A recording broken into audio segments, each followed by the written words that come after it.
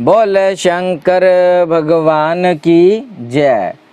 शिवजी जी के किरातावतार के प्रसंग में श्री कृष्ण द्वारा देवंत वन में दुर्वासा के शाप से पांडवों की रक्षा, व्यास जी का अर्जुन को शक्र विद्या और पार्थिव पूजन की विधि बताकर तप के लिए सम्मित देना, अर्जुन का इंद्रकील पर्वत पर तप, इंद्र का आगमन और अर्जुन को वरदान, अर्जुन का शिवजी जी के उद्देश्य से पुनः तप में प्रवृत्त होना, तदनंतरन पार्वती के विवाह प्रसंग में हुए जटिल नर्तक तथा द्विज अवतारों की, फिर अश्वत्थामा अवतार की बात कहकर नंदीश्वर जी आगे कहते हैं, बुद्धिमान सनत्य कुमार जी, अब तुम पिनाकधारी भगवान शिव के किरात नामक अवतार का वर्णन सुनो।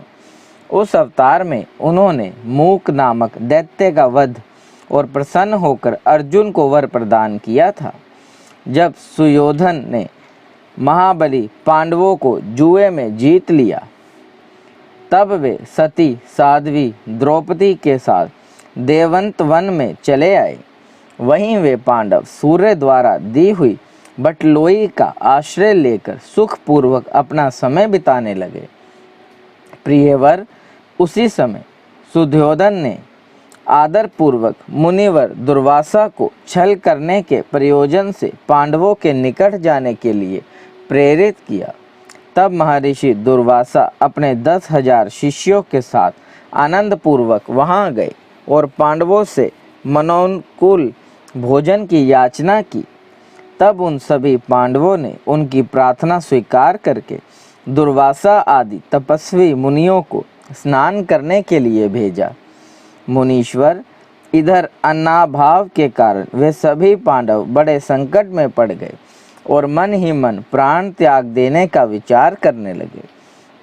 तब द्रौपदी ने श्री कृष्ण का स्मरण किया। वे तत्काल ही वहां आ पहुँचे और शाक के पत्ते का भोग लगाकर उन सभी तपस्वियों को तृप्त कर दिया। फिर तो महर्षि दुर्वासा अपने शिष्यों को तृप्त हुआ जानकर वहां से चलते बने। इस प्रकार श्री कृष्ण की कृपा से उस समय पांडव संकट से मुक्त हो गए। तदनंतरन भगवान श्री कृष्ण ने पांडवों को शिवजी जी की आराधना करने की सम्मति दी। फिर व्यास जी ने भी आकर उन्हें शंकर के समाराधन का आदेश देते हुए कहा, शिवजी जी संपूर्ण दुखों का विनाश करने वाले हैं। वे भक्ति करने से थोड़े ही समय में प्रसन्न हो जाते हैं। इसलिए सभी लोगों को शंकर जी की सेवा करनी चाहिए। वे महेश्वर प्रसन्न होने पर भक्तों की सारी अभिलाषाएं पूर्ण कर देते हैं। यहाँ तक कि वे इस लोक में सारा भोग और परलोक में मोक्ष तक दे डालते हैं। यह बिल्कुल निश्चित बात है।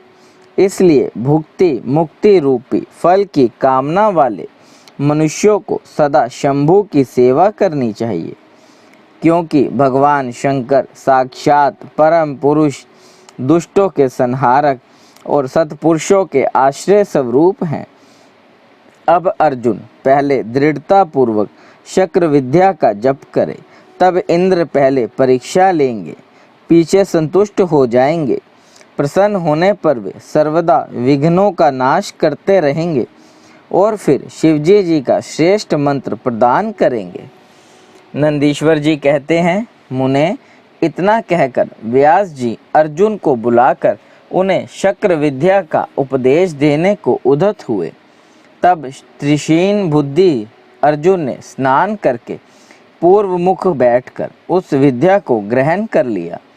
फिर उदार बुद्धि मुनिवर व्यास जी ने अर्जुन को पार्थिव लिंग के पूजन का विधान बतलाकर उनसे कहा।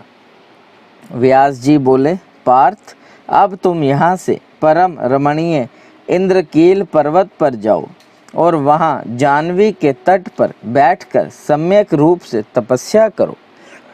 यह विद्या अदृश्य रूप से सदा तुम्हारा हित करती रहेगी। अर्जुन को ऐसा आशीर्वाद देकर व्यास जी पांडवों से कहने लगे, नरप श्रेष्ठों, तुम सब लोग धर्म पर दृढ़ बने रहो। इससे तुम्हें सर्वथा श्रेष्ठ सिद्धि प्राप्त होगी। इसमें अन्यथा विचार करने की आवश्यकता नहीं है। नंदीश्वर जी कहते हैं, मुने, इस प्रकार मुनिवर व्यास उन पांडवों को आशीर्वाद दे तथा शिवजी जी के चरण कमलों का स्मरण करके तुरंत ही अंतर्ध्यान हो गए। उधर शिव मंत्र के धारण करने से अर्जुन में भी अनुपम तेज व्याप्त हो गया। वे उस समय उद्दीप्त हो उठे। अर्जुन को देखकर सभी पांडवों को निश्चय हो गया कि अब अवश्य ही हमारी विजय होगी, क्योंकि अर्जुन में विपुल तेज उत्पन्न हो गया है। तब उन्होंने अर्जुन से कहा, व्यास जी के कथन से ऐसा प्रतीत होता है कि इस कार्य को केवल तुम ही कर सकते हो, यह दूसरे के द्वारा कभी भी सिद्ध नहीं हो सकता। अतः जाओ और हम लोगों का जीवन सफल बनाओ। तब अर्जुन ने चारों भाइयों तथा द्रौपदी से अनुमति मांगी। उन लोगों को अर्जुन के विछोह का दुख तो हुआ ही, पर कार्य की महत्ता देखकर सभी ने अनुमति दे दी। फिर तो अर्जुन मन ही मन प्रसन्न होते हुए उस उत्तम पर्वत इंद्रकील को चले गए। वहां पहुंचकर वे गंगा जी के समीप एक मनोरम स्थान पर, जो स्वर्ग से भी उत्तम और अशोक वन से सुशोभित था, ठहर गए। वहां उन्होंने स्नान करके गुरुवर को नमस्कार किया और जैसा उपदेश मिला था उसी के अनुसार स्वयं ही अपना वेश बनाया। फिर पहले मन ही मन इंद्रियों का अपक्रश करके वे आसन लगाकर बैठ गए। तत्पश्चात समसूत्र वाले सुंदर पार्थिव शिवलिंग का निर्माण करके उनके आगे अनुपम तेजो राशि शंकर का ध्यान करने लगे। वे तीनों समय स्नान करके अनेक प्रकार से बारंबार शिवजी जी की पूजा करते हुए उपासना में तत्पर हो गए। तब अर्जुन के शिरोभाग से तेज की ज्वाला निकलने लगी। उसे देखकर इंद्र के गुप्तचर भयभीत हो गए। वे सोचने लगे, यह यहाँ कब आ गया। पुनः उन्होंने ऐसा विचार किया कि यह घटना इंद्र को बतला देनी चाहिए। ऐसा सोचकर वे तत्काल ही इंद्र के समीप गए। गुप्तचरों ने कहा, देवेश, वन में एक पुरुष तप कर रहा है, परंतु हमें पता नहीं कि वह देवता है, ऋषि है, सूर्य है अथवा अग्नि है। उसी के तेज से संतप्त होकर हम आपके सन्निकट आए हैं। हमने उसका चरित्र भी आपसे निवेदित कर दिया। अब आप जैसा उचित समझे वैसा करें। नंदीश्वर जी कहते हैं, मुने, उन गुप्तचरों के यों कहने पर इंद्र को अपने पुत्र अर्जुन का सारा मनोरथ ज्ञात हो गया। तब वे पर्वत रक्षकों को विदा करके स्वयं वहां जाने का विचार करने लगे। विप्रवर, इंद्र अर्जुन की परीक्षा करने के लिए वृद्ध ब्रह्मचारी ब्राह्मण का वेश बनाकर वहां पहुँचे। उस समय उन्हें आया हुआ देखकर पांडु पुत्र अर्जुन ने उनकी पूजा की और फिर उनकी स्तुति करके आगे खड़े हो पूछने लगे, ब्राह्मण, बताइए इस समय कहाँ से आपका शुभागमन हुआ है। इस पर ब्राह्मण वेशधारी इंद्र ने अर्जुन को ऐसे वचन कहे जिससे वह तप से डिग जाए। पर जब अर्जुन को दृढ़ निश्चय देखा, तब अपने स्वरूप में प्रकट होकर इंद्र ने अर्जुन को भगवान शंकर का मंत्र बताया और उसका जप करने की आज्ञा दी। तदनंतरन अपने अनुचरों को सावधानी के साथ अर्जुन की रक्षा करने का आदेश देकर वे अर्जुन से बोले, भद्र, तुम्हें कभी भी प्रमाद पूर्वक राज्य नहीं करना चाहिए, पर तंप यह विद्या तुम्हारे लिए श्रेष्ठकरी होगी। साधक को सर्वथा धैर्य धारण किए रहना चाहिए। रक्षक को तो भगवान शिव है ही। वे संपत्तियां और फल मोक्ष दोनों समान स्वरूप से देंगे, इसमें तनिक भी संशय नहीं है। नंदीश्वर जी कहते हैं, मुने, इस प्रकार अर्जुन को वरदान देकर देवराज इंद्र शिवजी जी के चरण कमलों का स्मरण करते हुए अपने भवन को लौट गए। तब महावीर अर्जुन ने भी सुरेश्वर को प्रणाम किया और फिर नवे मन को वश में करके इंद्र के उपदेशानुसार शिवजी जी के उद्देश्य से तपस्या करने लगे। बोले शंकर भगवान की जय। किरातावतार के प्रसंग में मूक नामक दैत्य का शुक्र रूप धारण करके अर्जुन के पास आना, शिवजी जी का किरात वेश में प्रकट होना और अर्जुन तथा किरात वेशधारी शिव द्वारा उस दैत्य का वध। नंदीश्वर जी कहते हैं, मुने तदनंतरन अर्जुन व्यास जी के उपदेशानुसार विधि पूर्वक स्नान तथा न्यास आदि करके परम भक्ति के साथ शिवजी जी का ध्यान करने लगे। उस समय वे एक श्रेष्ठ मुनि की भांति एक ही पैर के बल पर खड़े हो सूर्य की ओर एकाग्र दृष्टि करके खड़े खड़े मंत्र जप कर रहे थे।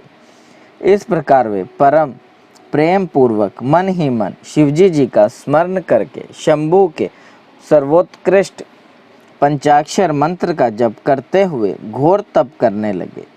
उस तपस्या का ऐसा उत्कृष्ट तेज प्रकट हुआ जिससे देवगण विस्मित हो गए। पुनः वे शिवजी जी के पास गए और समाहित चित्त से बोले। देवताओं ने कहा, सर्वेश, एक मनुष्य आपके लिए तपस्या में निरत है। प्रभु, वह व्यक्ति जो कुछ चाहता है उसे आप दे क्यों नहीं देते? नंदीश्वर जी कहते हैं, मुने, यों कहकर देवताओं ने अनेक प्रकार से उनकी स्तुति की। फिर उनके चरणों की ओर दृष्टि लगाकर वे विनम्र भाव से खड़े हो गए। तब उदार बुद्धि एवं प्रसन्नात्मा महाप्रभु शिवजी जी उस वचन को सुनकर ठठाकर हंस पड़े और देवताओं से इस प्रकार बोले। शिवजी जी ने कहा, देवताओं, अब तुम लोग अपने स्थान को लौट जाओ। मैं सब तरह से तुम लोगों का कार्य संपन्न करूंगा। यह बिल्कुल सत्य है, इसमें संदेह की कोई गुंजाइश ही नहीं है। नंदीश्वर जी कहते हैं, मुने, शंभु के उस वचन को सुनकर देवताओं को पूर्णतः निश्चय हो गया। तब वे सब अपने स्थान को लौट गए। इसी समय मूक नामक दैत्य शुक्र का रूप धारण करके वहां आया। विपेंद्र, उसे उस समय मायावी दुरात्मा दुर्योधन ने अर्जुन के पास भेजा था। वह जहां अर्जुन स्थित थे उसी मार्ग से अत्यंत वेग पूर्वक पर्वत शिखरों को उखाड़ता, वृक्षों को छिन्न भिन्न करता तथा अनेक प्रकार के शब्द करता हुआ आया। तब अर्जुन की भी दृष्टि उस मूक नामक असुर पर पड़ी।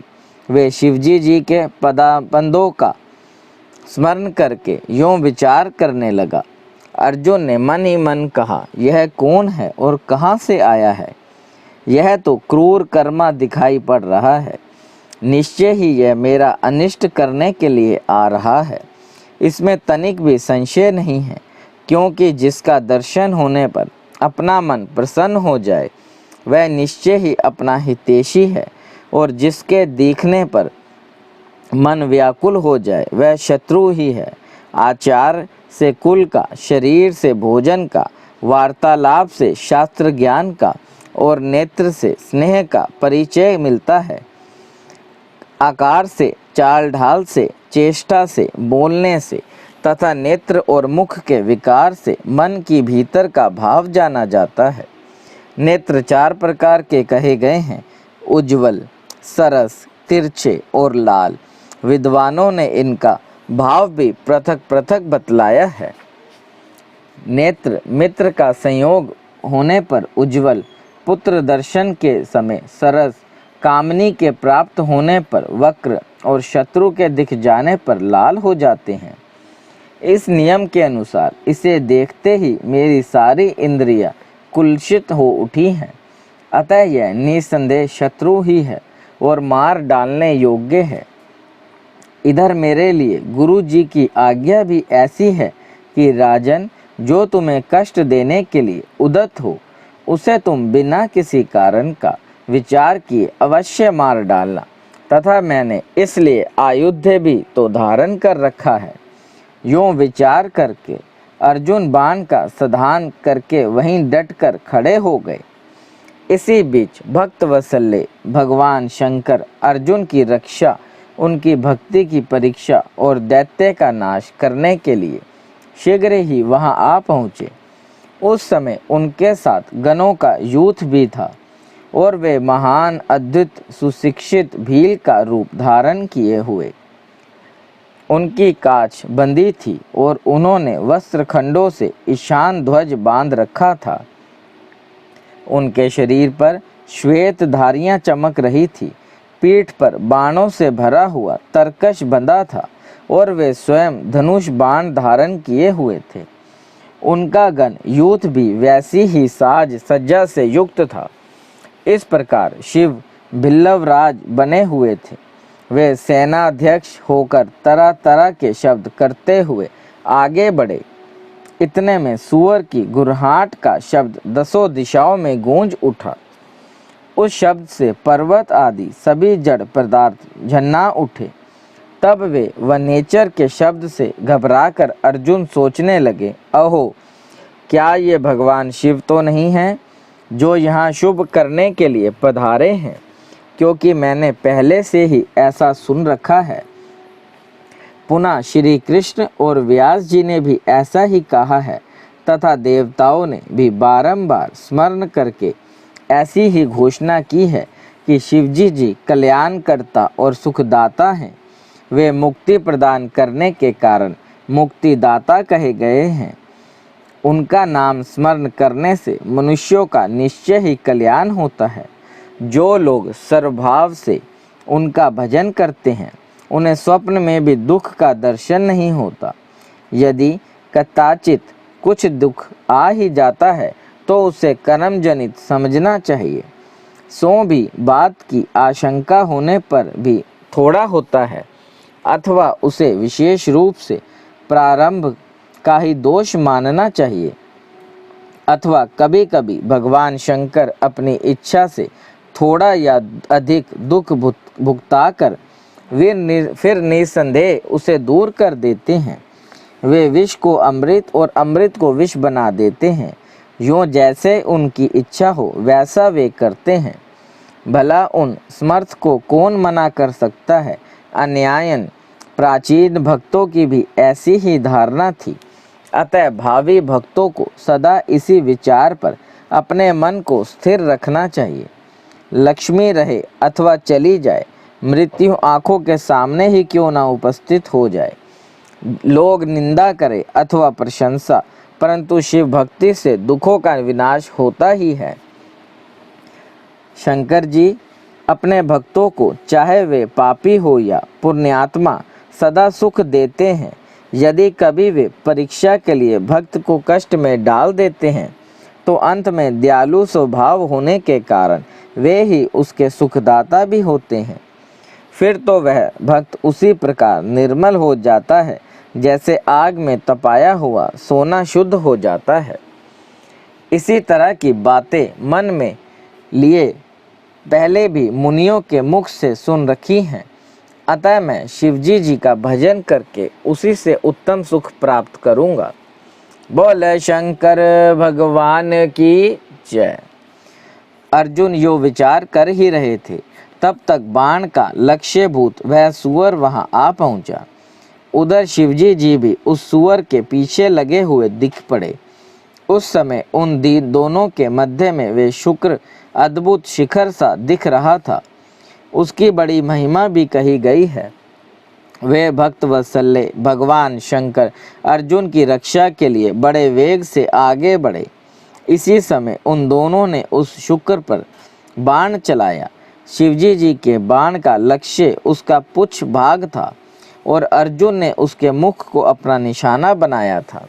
शिवजी जी का बाण उसके पुच्छ भाग से प्रवेश करके मुख के रास्ते निकल गया और शीघ्र ही भूमि में विलीन हो गया तथा अर्जुन का बाण उसके पीछे भाग से निकलकर बगल में ही गिर पड़ा।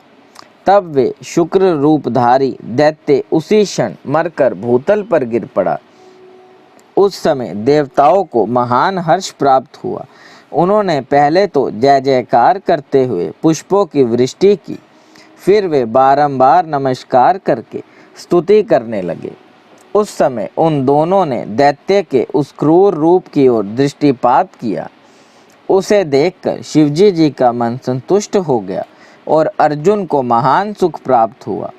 तत्पश्चात अर्जुन मन ही मन विशेष रूप से सुख का अनुभव करते हुए कहने लगे, अहो, यह श्रेष्ठ दैत्य परम अद्भुत रूप धारण करके मुझे मारने के लिए ही आया था, परंतु शिवजी जी ने ही मेरी रक्षा की है। निसंदेह उन परमेश्वर ने ही आज इसे मारने के लिए मेरी बुद्धि को प्रेरित किया है। ऐसा विचार करके अर्जुन ने शिव नाम संस्कृति किया और फिर बारंबार उनके चरणों में प्रणाम करके उनकी स्तुति की। हर हर महादेव। शंकर जिनका नाम है, कैलाश जिनका धाम है, मेरे भोले बाबा को मेरा बारंबार प्रणाम है। हर हर महादेव शंभु, काशी विश्वनाथ गंगे। हर हर महादेव शंभु, काशी विश्वनाथ गंगे। ओम नमः शिवाय। देव देव महादेव, करुणा निधान, भक्त वत्सल्य शिव शंकर भोलेनाथ प्रसन्न होइए त्रिलोकीनाथ। सदैव अपने चरणाविंदों में लगाए रखें, सद्बुद्धि प्रदान करें। सृष्टि के कर्ता धर्ता सनहार हरता, आपसे ही जीवन आपसे ही मरण महादेव। बच्चा पुल्लनहार तुसी बख्शनहार त्रिलोकीनाथ, सदैव अपने चरणाविंदों में भूल चूक माफ करे। ओम नमः शिवाय। ओम नमः शिवाय। ओम नमः शिवाय। ओम नमः शिवाय। ओम नमः शिवाय।